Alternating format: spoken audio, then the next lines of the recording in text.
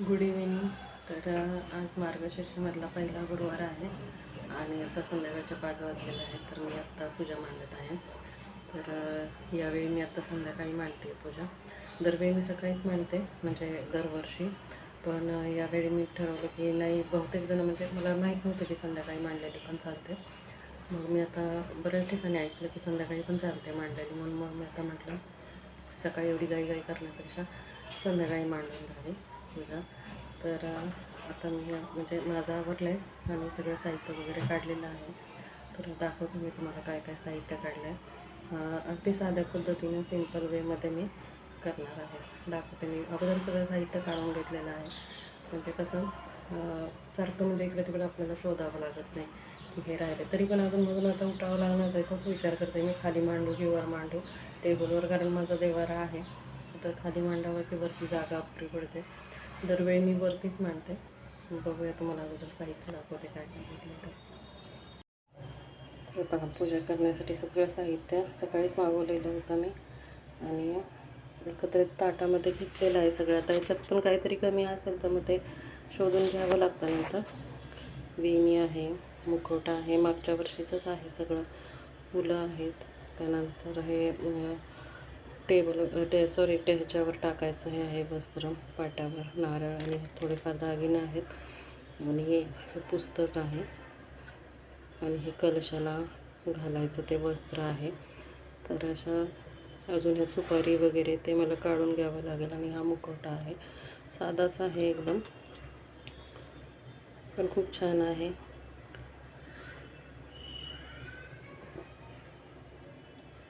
चला तर आता करून घेते मी पूजा, दाखवते तुम्हाला पण.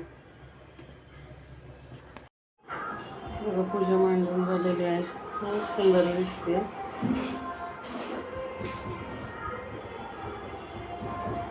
माझं मुकुट वगैरे बाकीचं म्हणजे हे तर छोटीशी रांगोळी काढली, तिरकी काढली. तिनं थोडी, मी थोडी अशी काढली, त्यामुळे तिरकी आली आहे थोडी.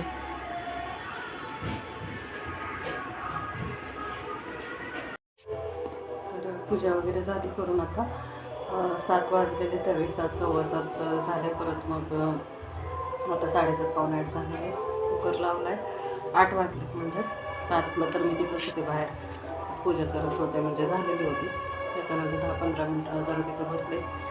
थोडा दरवाजा वगैरे उघडा ठेवलेला होता, त्यामुळं त्या कथा वाचली. त्याच्यानंतर त्याला 15 मिनटं गेले. 15 मिनटं बसले तिथे, 7:30 झाले. आणि आत्ता जस्ट येऊन बघा कणिक मागे 5-6 चपात्यांची. आता 8 वाजले. आता कुकर झाला आहे, तर वरण भात करणार आहे. वरण भात लावला आहे आणि चपाती. आणि बघूया आता मग काय खीर बनवायची होती मला घरामध्ये. खिरीचं काय आता होणार नाही, आता लेट झालं आहे खूप. जेवण पण जात नाही करायचं म्हटलं तर. थोडंसं लवकर तयारी करून लवकर केलं ना मग होऊन जातं. पण एवढं माझं प्लॅनिंग नव्हतं स्वयंपाकाचं काय करायचं. खीर बनवायचं ॲक्च्युली ठरवलेलं होतं, पण असं निश्चित नव्हतं. बघूया, यांना थोडंसं श्रीखंड आणायला सांगितलं आणि मग गोड श्रीखंड चपाती. आता बघूया किती वाजता येतात ते, नाही तर मग वरण भात हाच नैवेद्य दाखवणार आहे. गोड तर आपण फळं वगैरे ठेवलेलीच आहे. पूजा कसं आहे की तिथे मांडायला चौरंग मी अगोदर घेतलेला होता, पण मांडायला जागाच नाही आहे पुरत वरती टेबलवर. आणि खाली ठेवलं तर मग ते खाली जागा पुरी पडते सगळं. मग जाता इकडं हे होणार, मग सकाळपर्यंत वगैरे लागतात त्याला. त्यापेक्षा नेहमीसाठी छोटासा एकदम पाट आहे, त्याच्यावर बसत नाही. म्हणजे चौरंग वगैरे पाट आहेत मोठे, पण तिथं वरती ठेवायला देवारा आणि हे जागा नाही.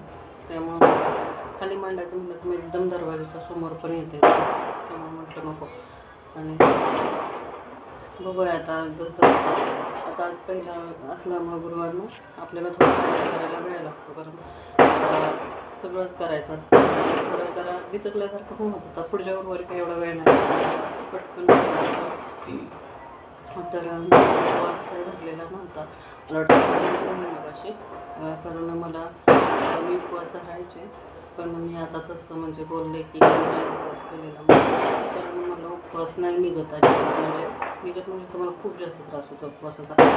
मागच्या वेळी मी ते अंगारकी चतुर्थी धरली, मला खूप जास्त त्रास झाला संध्याकाळी.